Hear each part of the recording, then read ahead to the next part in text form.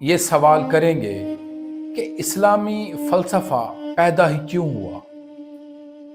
وہ کون سا انٹلیکچول مسئلہ تھا جس نے مسلمان تھنکرز کو فلسفی کی طرف متوجہ کیا؟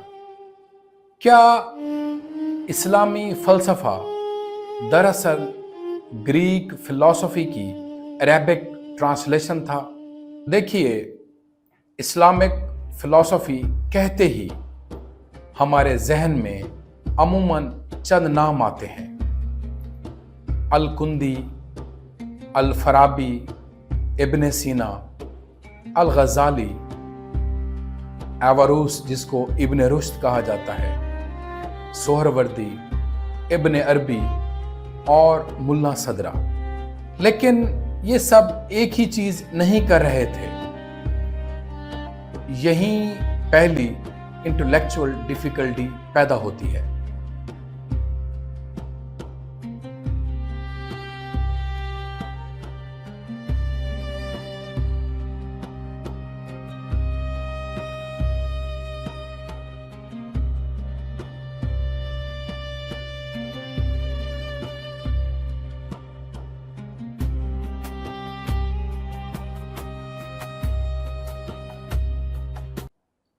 آج ہم ایک ایسی لیکچر سیریز شروع کر رہے ہیں جس میں میری کوشش یہ نہیں ہوگی کہ میں آپ کو صرف یہ بتاتا جاؤں کہ فلاں مسلمان فلاسفر نے کیا کہا اور فلاں نے کیا کہا، اور اسی طرح آخر میں چند کوٹیشنز سنا کر لیکچر کو ختم کر دوں۔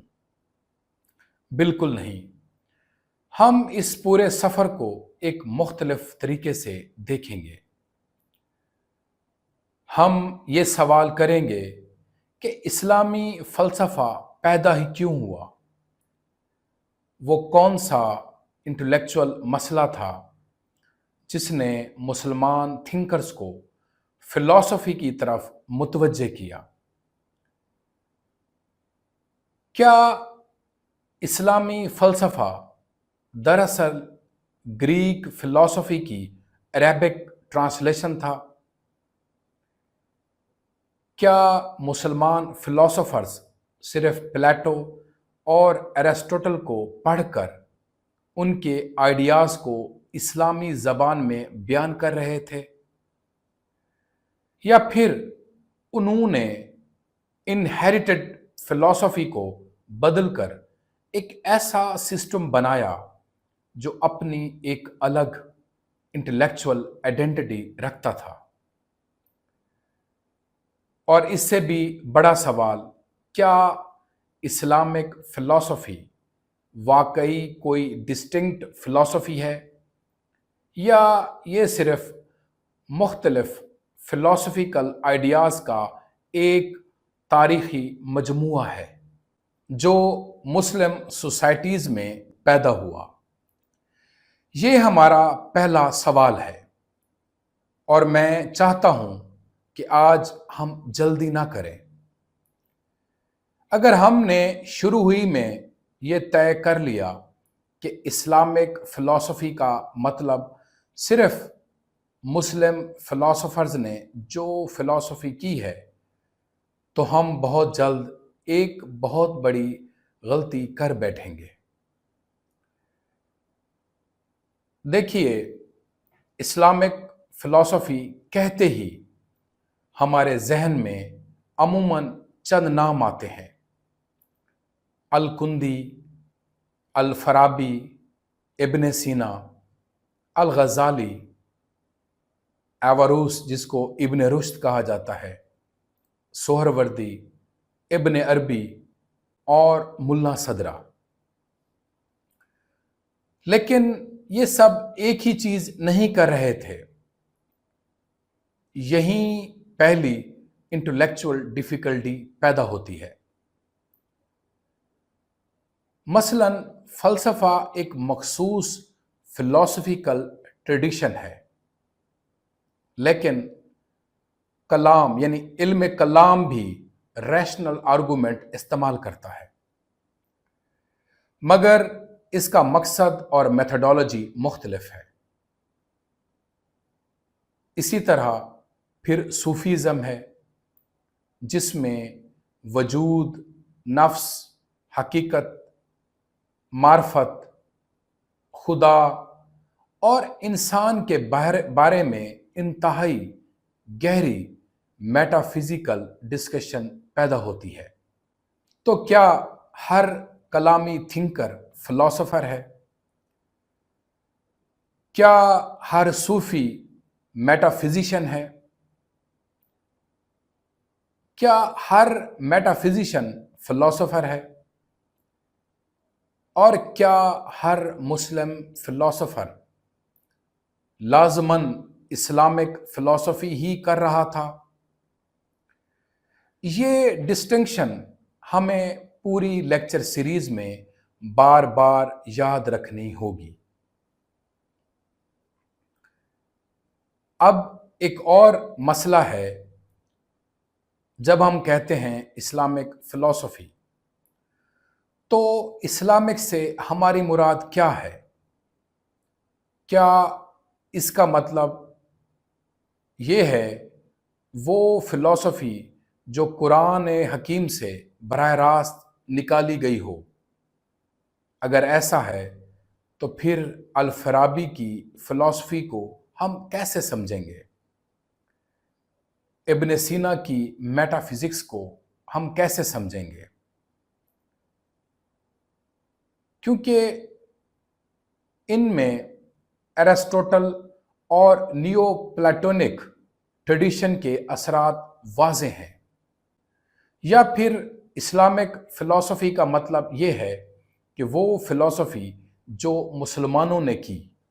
یہ ڈیفینیشن بھی مکمل نہیں، کیونکہ ایک مسلمان فلسفر گریک فلسفی سے آئیڈیاز لے سکتا ہے، پیرشین ٹریڈیشن سے انفلوئنس ہو سکتا ہے، اسی طرح سیریک یعنی سریانی انٹلیکچوئل ٹریڈیشن سے بھی کانسیپٹ حاصل کر سکتا ہے، اور پھر انہیں اپنی ضرورت کے مطابق ٹرانسفارم کر سکتا ہے۔ تو پھر اسلامک یہاں صرف مذہبی آئیڈینٹی نہیں ہے، یہ ایک انٹلیکچوئل انوائرمنٹ بھی ہے، ایک سویلائزیشن ہے، ایک لینگویج ہے، ایک تھیولوجیکل انوائرمنٹ ہے، ایک تصور انسان ہے، ایک تصور خدا ہے، ایک تصور وحی ہے، اور ایک پورا تاریخی مسئلہ ہے۔ یعنی وحی اور ریزن کا آپس میں کیا تعلق ہے؟ اور میرے نزدیک اسلامی فلسفے کو سمجھنے کی اصل چابی یہی ہے۔ پہلے ایک غلط تصور کو ختم کرتے ہیں۔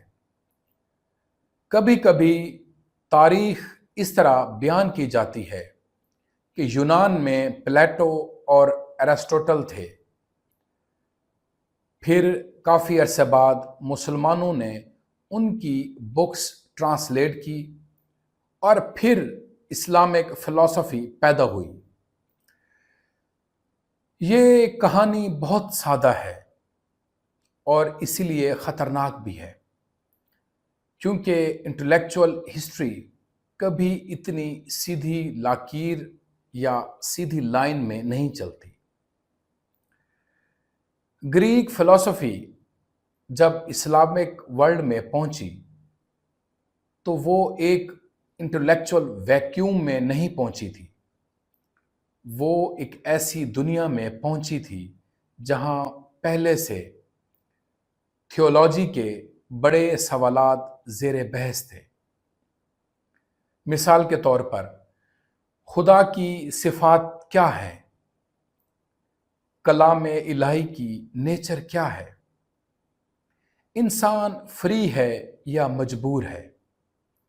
گڈ اور ایول کا معیار کیا ہے؟ جسٹس کیا ہے؟ انسان کو عقل کے ذریعے کیا معلوم ہو سکتا ہے؟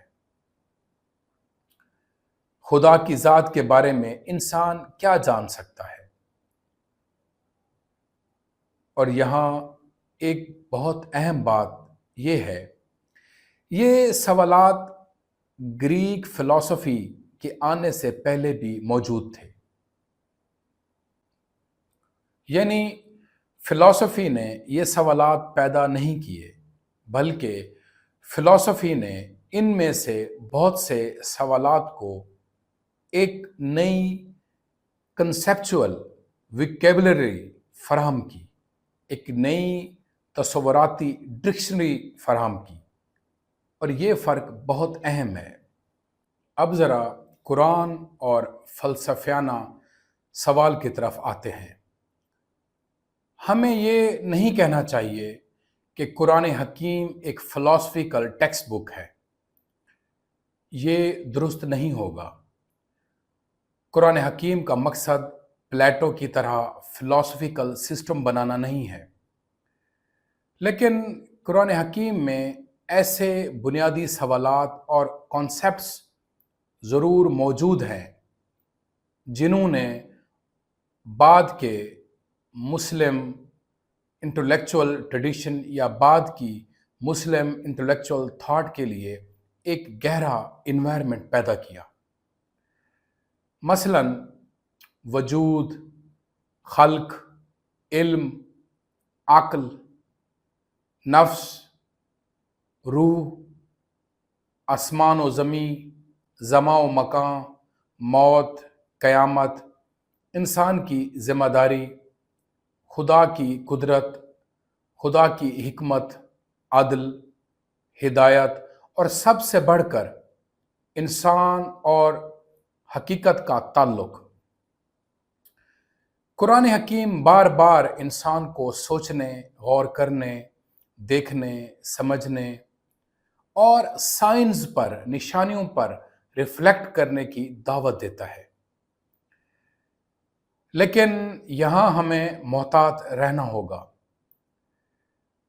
قرآن حکیم میں عقل کا تصور موجود ہے، لیکن قرآن حکیم سے ایرسٹوٹل کی میٹا فزکس کو براہ راست ڈرائیو کرنا ایک بہت بڑا ہسٹوریکل جمپ ہوگا۔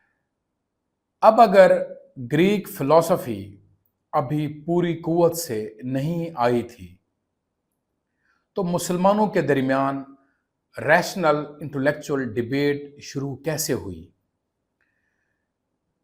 یہاں ہمیں علم الکلام کی طرف آنا ہوگا۔ کلام کو صرف اسلامک تھیولوجی کہہ کر آگے بڑھ جانا کافی نہیں ہے، کیونکہ کلام نے بہت سیریس فلسفیکل پرابلمز اٹھائے تھے۔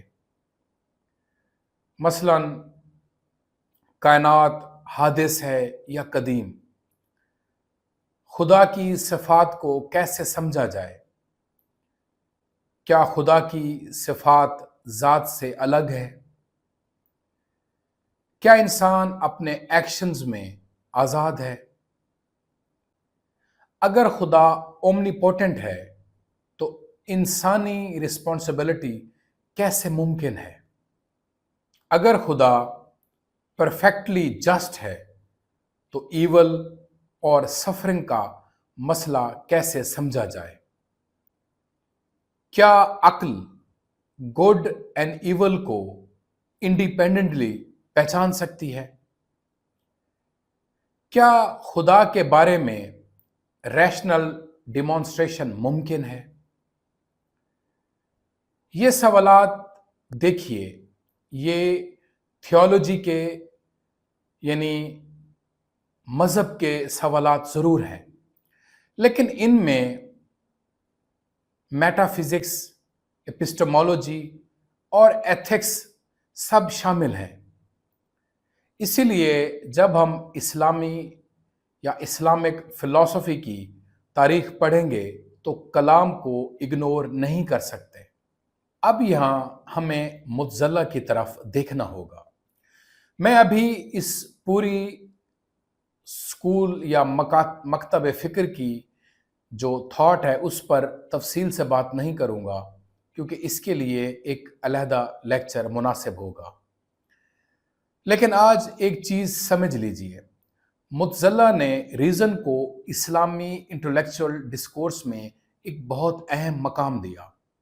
ان کے ہاں God, human responsibility, divine justice, unity اور ڈیوائن ایٹریبیوٹس جیسے مسائل پر ریشنل آرگومنٹ بہت اہم ہو گیا۔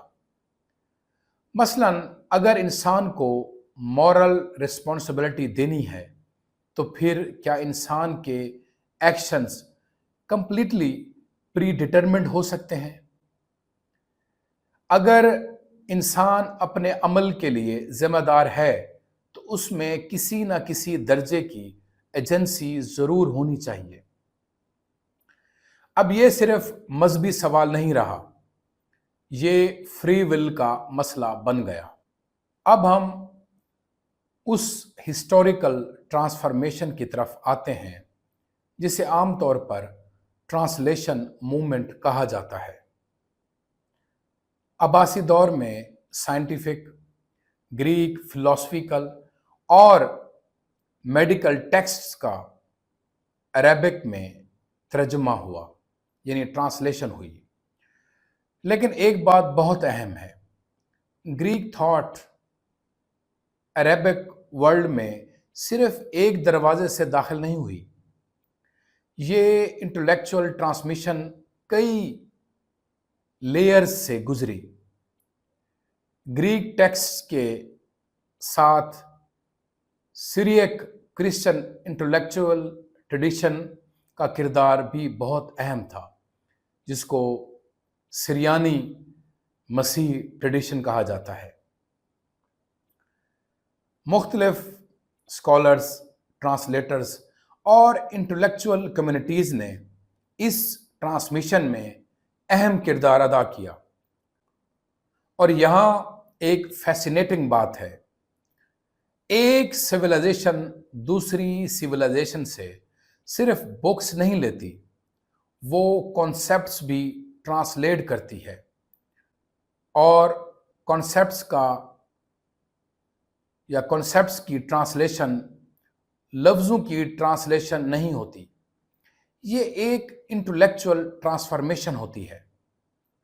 مثلاً گریک میں اوسیا ایک فلاسفیکل کانسیپٹ ہے، عربک میں اس کے لیے جوہر جیسے الفاظ استعمال ہوئے۔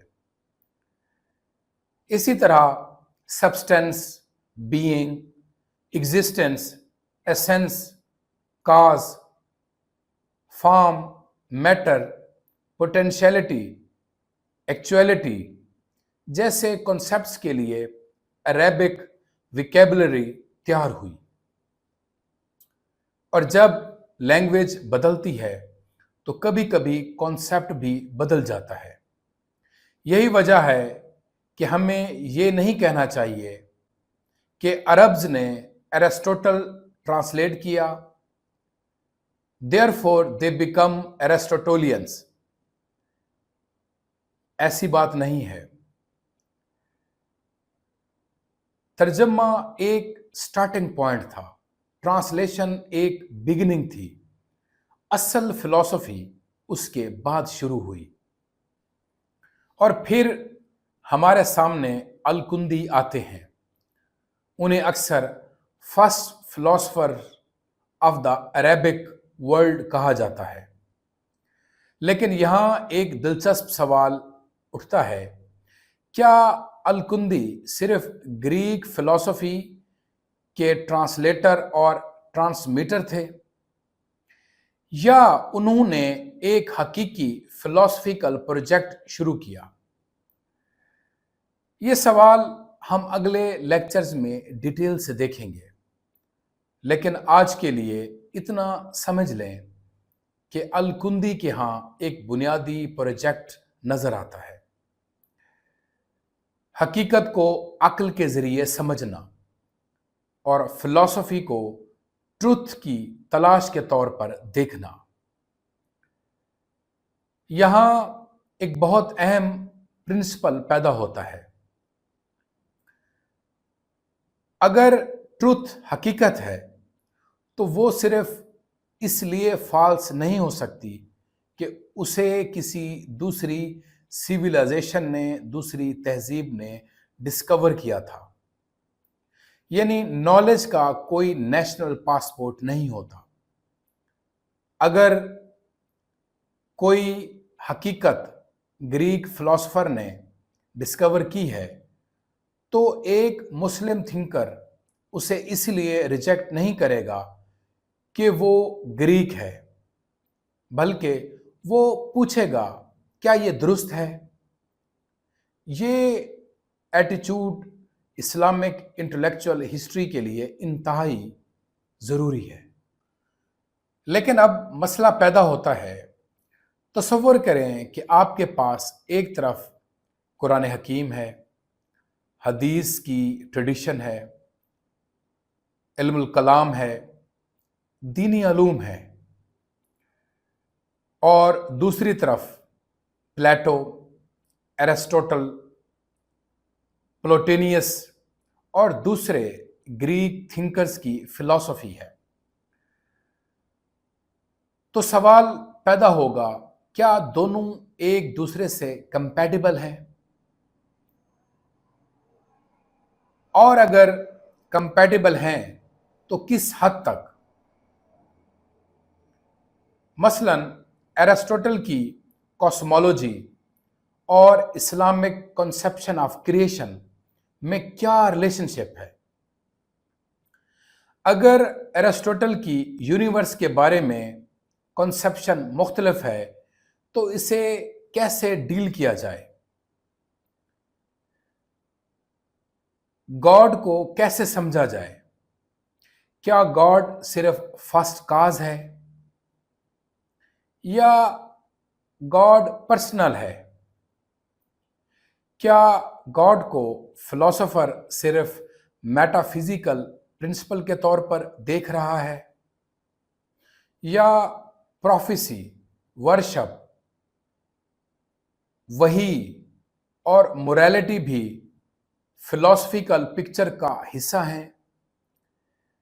یہ وہ مومنٹ ہے جہاں اسلامک فلسفی کی اصل ڈیفیکلٹی شروع ہوتی ہے۔ میرے خیال میں اگر ہمیں اسلامک فلسفی کی پوری تاریخ کو ایک بنیادی ٹینشن میں کمپریس کرنا ہو تو وہ کچھ یوں ہوگی: انسان عقل کے ذریعے حقیقت کو کہاں تک جان سکتا ہے، اور وہی ہمیں اس حقیقت کے بارے میں کیا بتاتی ہے؟ لیکن اسے صرف ریزن ورسز ریلیجن کہنا بھی سمپلسٹک ہوگا، کیونکہ مسلم فلاسفرز میں یہ مسئلہ مختلف فارمز میں سامنے آتا ہے۔ کسی کے ہاں ریزن بہت پاورفل ہے، کسی کے ہاں وحی کا ڈومین، ریویلیشن کا ڈومین زیادہ وسیع ہے،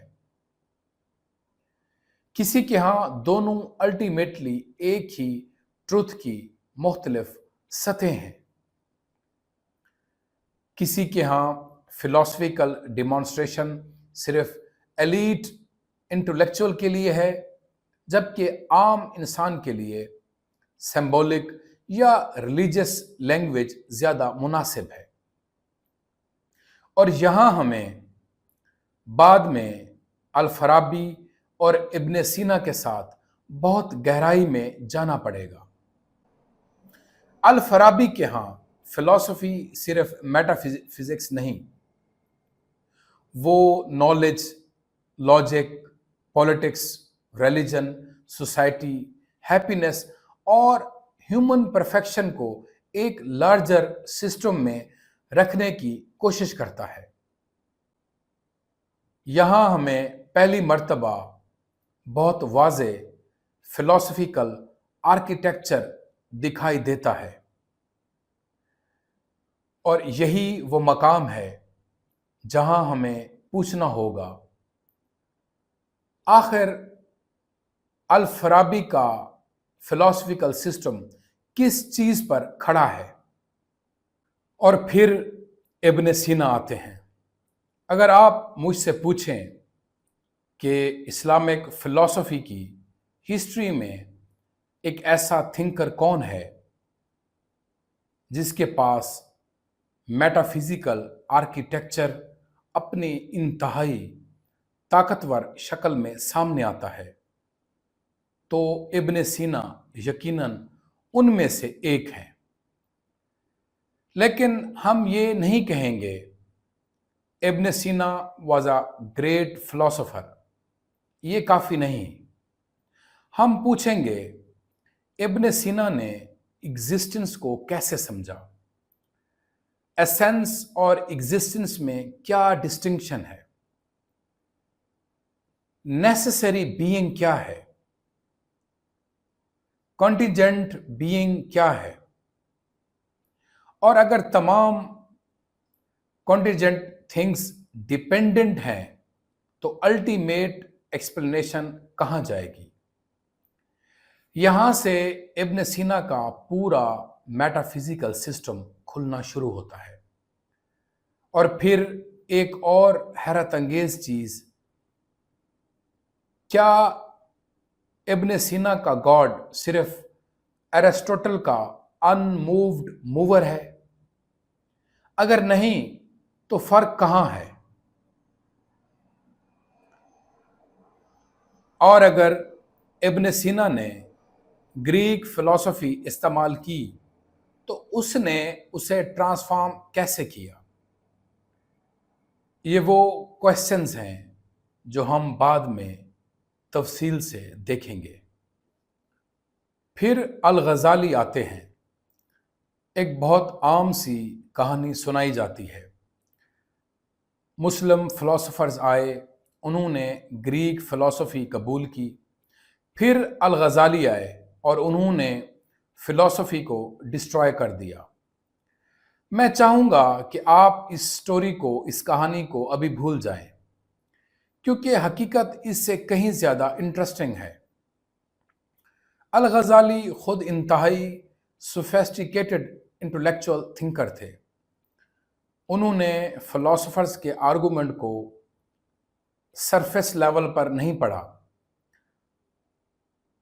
انہوں نے ان کے سسٹمز کو بخوبی سمجھا اور پھر سوال اٹھایا، کیا فلاسفرز کے بعض meta physical claims actually demonstrated ہیں؟ کیا کازیلٹی نیسیسری ہے؟ کیا عقل واقعی یہ ثابت کر سکتی ہے کہ دنیا یا ورلڈ اٹرنل ہے؟ کیا ریزریکشن کو فلاسفیکل طور پر سمجھا جا سکتا ہے؟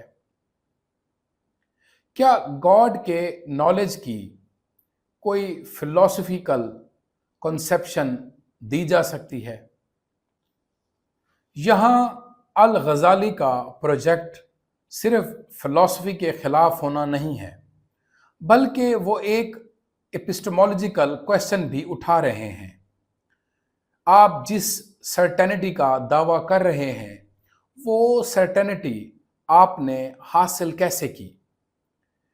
یہ بہت بڑا سوال ہے، اور یہی وجہ ہے کہ الغزالی کو صرف اینٹی فلاسفر کہنا ان کے انٹلیکچوئل پروجیکٹ کو بہت چھوٹا کر دینا ہے۔ اور پھر ایک ریمارکیبل رسپانس آتا ہے۔ ابن رشد وہ فلاسفرز کا دفاع کرتے ہیں، لیکن ان کا ڈیفنس بھی بلائنڈ ڈیفنس نہیں۔ وہ پوچھتے ہیں، اگر فلاسفی ڈیمانسٹریشن پر قائم ہے تو کوالیفائڈ لوگوں کے لیے فلاسفیکل انکوائری لیجیٹیمیٹ کیوں نہ ہو؟ اور اگر وہی حقیقت ہے تو جینون ڈیمانسٹریشن کے ساتھ کنٹراڈکشن کیوں ہوگی؟ یہاں ہمیں ایک بنیادی پرنسپل ملتا ہے، ٹرو ریزن اور ٹرو ریویلیشن الٹیمیٹلی کنٹراڈکٹ نہیں ہو سکتی۔ اگر کنٹراڈکشن نظر آ رہی ہے تو مسئلہ کہاں ہے؟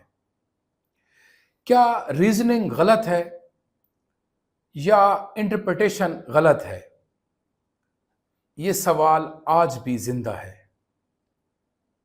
یہاں سے اسلامک انٹلیکچوئل ہسٹری اور زیادہ فیسینیٹنگ ہو جاتی ہے، کیونکہ فلسفی صرف فلسفہ کی کتابوں میں بند نہیں رہتی، یہ تھیولوجی میں چلی جاتی ہے، صوفیزم میں جاتی ہے، میٹا فزکس میں جاتی ہے، اور پرشین انٹلیکچوئل ٹریڈیشن میں جاتی ہے۔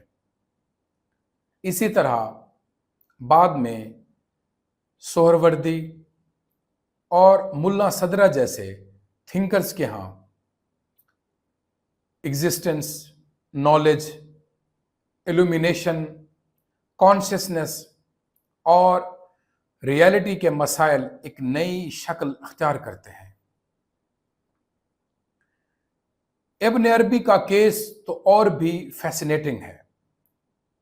وہ خود ایرسٹوٹل سٹائل فلاسفر نہیں، لیکن ان کے ہاں existence, unity, divine reality, self, knowledge اور مینیفیسٹیشن کے ایسے میٹا فزیکل مسائل سامنے آتے ہیں جنہیں بعد کی اسلامی میٹا فزکس اگنور نہیں کر سکتی۔ تو پھر سوال پیدا ہوتا ہے، کیا ابن عربی فلاسفر ہیں؟ یہ ایک آسان یس اور نو والا جواب نہیں ہے، اور یہی ہماری لیکچر سیریز کی خوبی ہوگی۔ ہم ہر تھنکر کو ایک پری میڈ کیٹیگری میں بند نہیں کریں گے۔ ہم پہلے اس کے ٹیکسٹ دیکھیں گے، اس کے کانسیپٹ دیکھیں گے، اس کے میتھڈز کو دیکھیں گے، پھر فیصلہ کریں گے اسے کس انٹلیکچوئل کیٹیگری میں رکھنا مناسب ہوگا۔ اب ہم اپنے پہلے سوال پر واپس آتے ہیں، اسلامی فلسفہ آخر کیا ہے؟ اس سٹیج پر میں ایک فائنل ڈیفینیشن دینے سے گریز کروں گا، لیکن ایک ورکنگ ڈیفینیشن ضرور دے سکتا ہوں۔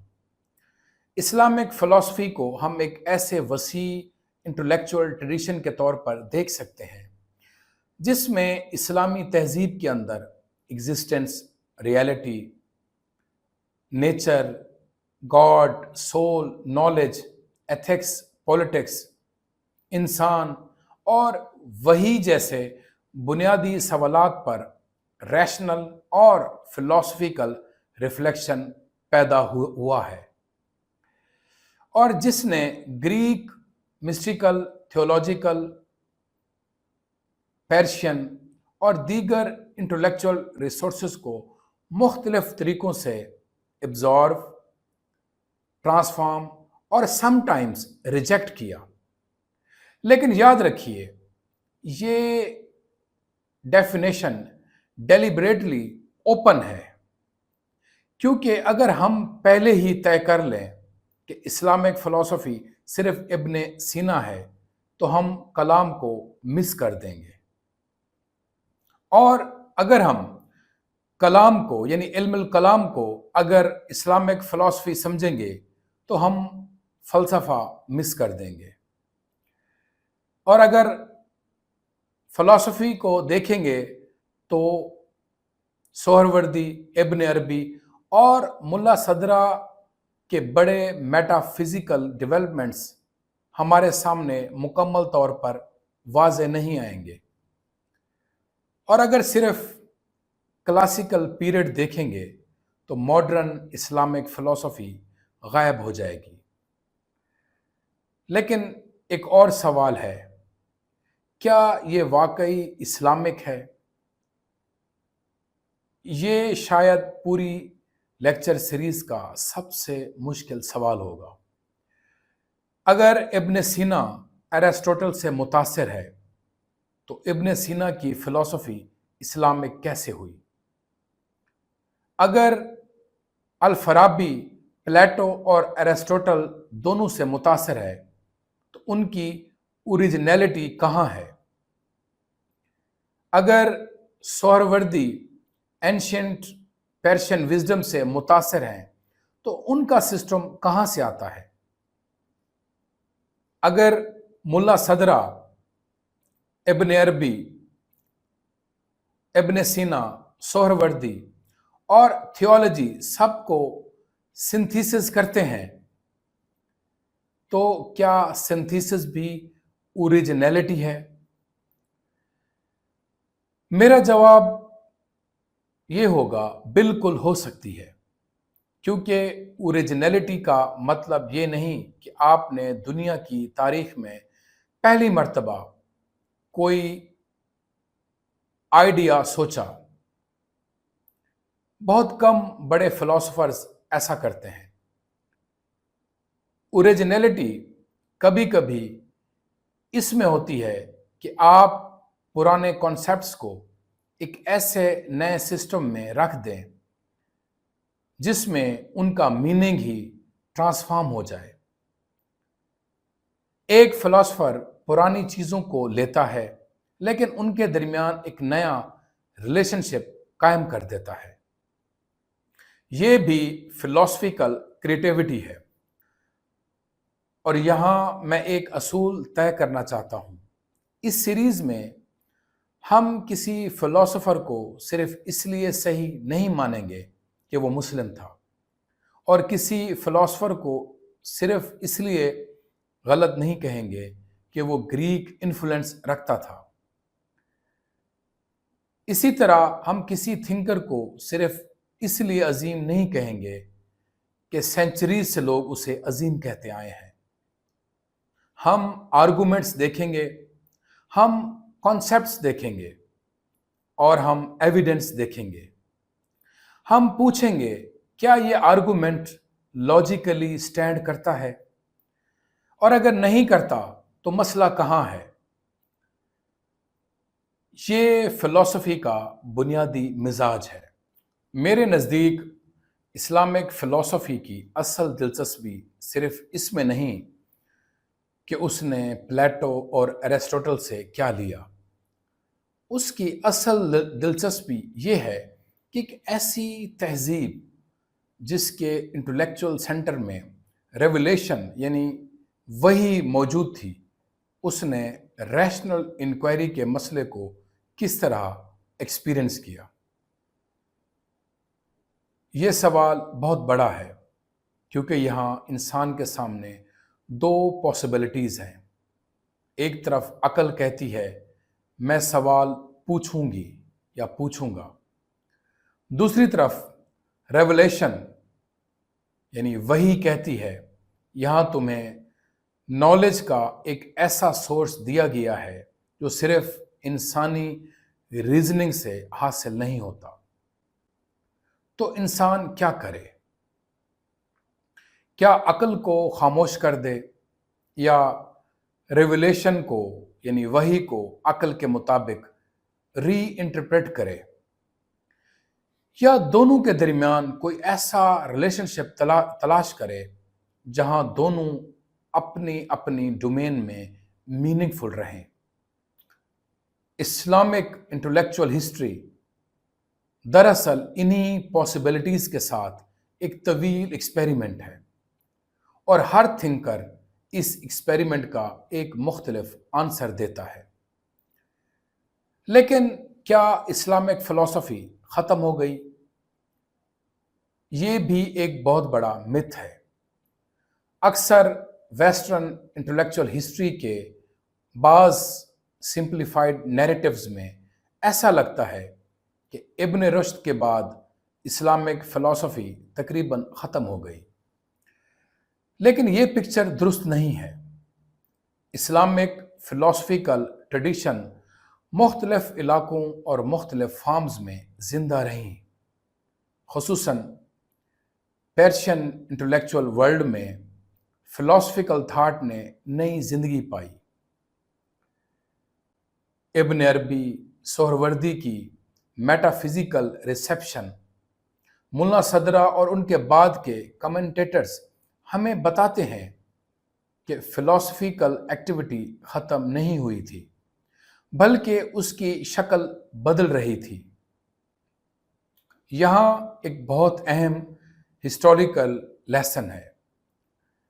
فلسفہ ہمیشہ ایک ہی لینگویج، ایک ہی انسٹیٹیوشن یا ایک ہی سکول کے اندر زندہ نہیں رہتا۔ کبھی وہ تھیولوجی میں منتقل ہو جاتا ہے، کبھی مسٹیسزم میں، کبھی کامنٹری میں، کبھی میٹا فزکس میں، اور کبھی کسی دوسرے انٹلیکچوئل ٹریڈیشن کے ساتھ سینتھیسس میں۔ پھر ایک وقت آتا ہے جب اسلامک انٹلیکچوئل ورلڈ کا سامنا ماڈرن یورپ سے ہوتا ہے۔ یہ ایک نیا کرائسس ہے۔ سائنس کیا ہے، ماڈرنٹی کیا ہے، ریزن کیا ہے، ٹریڈیشن کیا ہے، نیشن اسٹیٹ کیا ہے، ڈیموکریسی کیا ہے، سیکولرزم کیا ہے، انڈیویجول کیا ہے، ہسٹری کو کیسے سمجھا جائے، اور سب سے بنیادی سوال، کیا classical Islamic intellectual categories modern world میں اب بھی کام کرتی ہیں؟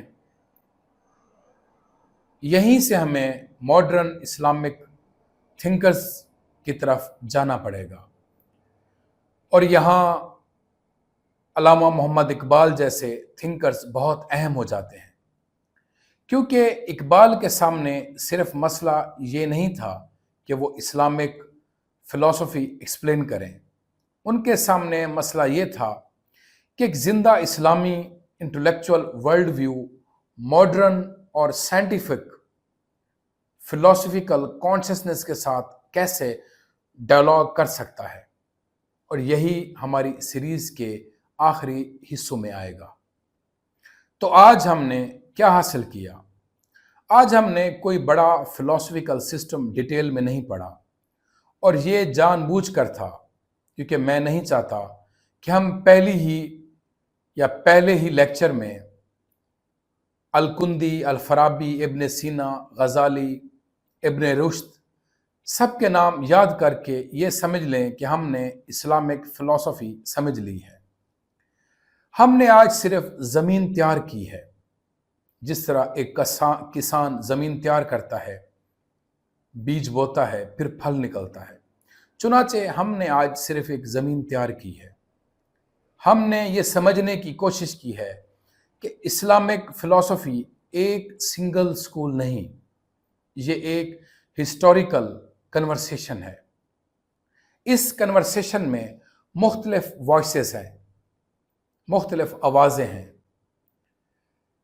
کبھی آرگومنٹ ہے، کبھی شدید ڈس ایگریمنٹ، کبھی گریک فلسفی سے ڈائلاگ ہے، کبھی اس کا کرٹیسزم ہے، کبھی تھیولوجی کے ساتھ ٹینشن ہے، کبھی تھیولوجی کے ساتھ سنتھیسس ہے، کبھی مسٹیسزم کے ساتھ انکاؤنٹر ہے، اور کبھی ایک فلسفر دوسرے فلسفر کے سسٹم کو لے کر اسے اندر سے ٹرانسفارم کر دیتا ہے۔ لیکن اب اصل سفر شروع ہوتا ہے۔ اگلے لیکچر میں ہم ایک بنیادی سوال اٹھائیں گے، اسلامی فلسفہ کے آنے سے پہلے مسلم انٹلیکچوئل ورلڈ میں کیا ہو رہا تھا؟ یعنی ہم فوراً الکندی پر جمپ نہیں کریں گے، ہم اس انٹلیکچوئل سوائل کو دیکھیں گے جس میں بعد کی فلسفی پیدا ہوئی۔ ہم دیکھیں گے کہ ابتدائی اسلامک تھاٹ میں عقل کیا تھی، علم کیا تھا، خدا کی صفات کا مسئلہ کیا تھا، انسان کی فری ول کا مسئلہ کیسے پیدا ہوا، گڈ اور ایول کے بارے میں کیا بحث تھی، کلام یعنی علم الکلام کیوں وجود میں آیا، متزلہ نے ریزن کو اتنی اہمیت کیوں دی، اور اشعری رسپانس کیوں ضروری سمجھا گیا۔ کیونکہ جب ہم یہ بیک گراؤنڈ نہیں سمجھتے تو بعد میں جب ابن سینا آ کر نیسیسری بینگ کی بات کرتے ہیں تو ہمیں ایسا لگتا ہے کہ یہ ایک فلاسفر کا ذاتی خیال ہے، حالانکہ حقیقت میں وہ کئی صدیوں سے چلنے والی انٹلیکچول پرابلمز کی ایک انتہائی سوفیسٹیکیٹڈ جواب کی تعمیر کرنے کی کوشش کر رہے ہیں، اور یہی وہ چیز ہے جسے میں اس سیریز میں بار بار آپ کے سامنے لانا چاہتا ہوں۔ فلسفی کے آئیڈیاز آسمان سے نہیں گرتے، ہر فلسفی کے پیچھے ایک پرابلم ہوتا ہے، ایک مسئلہ ہوتا ہے، ہر پرابلم کے پیچھے ایک ہسٹوریکل سچویشن ہوتی ہے، ہر آنسر کے پیچھے کچھ انہیریٹڈ کانسیپٹس ہوتے ہیں، اور پھر ایک حقیقی فلاسفر انہی انہیریٹڈ مٹیریل سے کچھ نیا بنانے کی کوشش کرتا ہے، کبھی کامیاب ہوتا ہے اور کبھی ناکام، کبھی اپنے سسٹم میں کنٹرڈکشن چھوڑ جاتا ہے اور کبھی ایسا کنسیپچول ٹول بنا دیتا ہے جو آنے والی کئی صدیوں کی فلسفی کو بدل دیتا ہے۔ تو آج میں آپ کو ایک سوال کے ساتھ چھوڑنا چاہتا ہوں۔ اگر فلسفی کا بنیادی سوال یہ ہے کہ حقیقت کیا ہے، اور ریلیجن ہمیں بتاتا ہے کہ حقیقت کے بارے میں ریولیشن یعنی وحی بھی نالج کا ایک سورس ہے، تو پھر ایک مسلمان فلاسفر کے سامنے اصل مسئلہ کیا ہوگا؟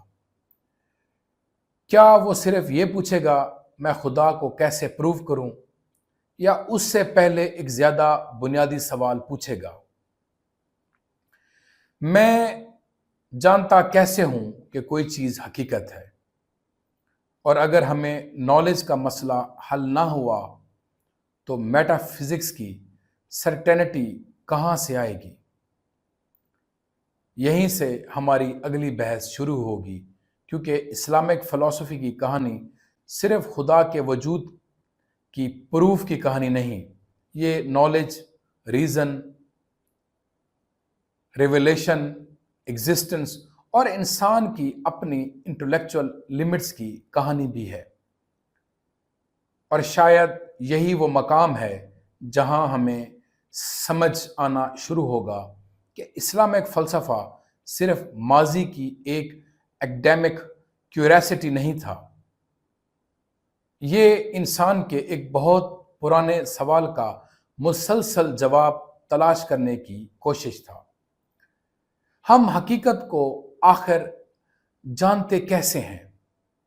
اگلے لیکچر میں ہم ایسی انٹلیکچول دنیا میں داخل ہوں گے، اس دنیا میں جہاں کلام نے فلسفیانہ سوالات کو جنم دیا، جہاں عقل اور ریولیشن کے تعلق پر پہلی بڑی بحثیں ہوئیں، اور جہاں سے اسلامی یا اسلامک فلسفی کے بڑے سسٹمز کے لیے زمین تیار ہوئی۔ یہیں سے ہمارا اصل سفر شروع ہوگا۔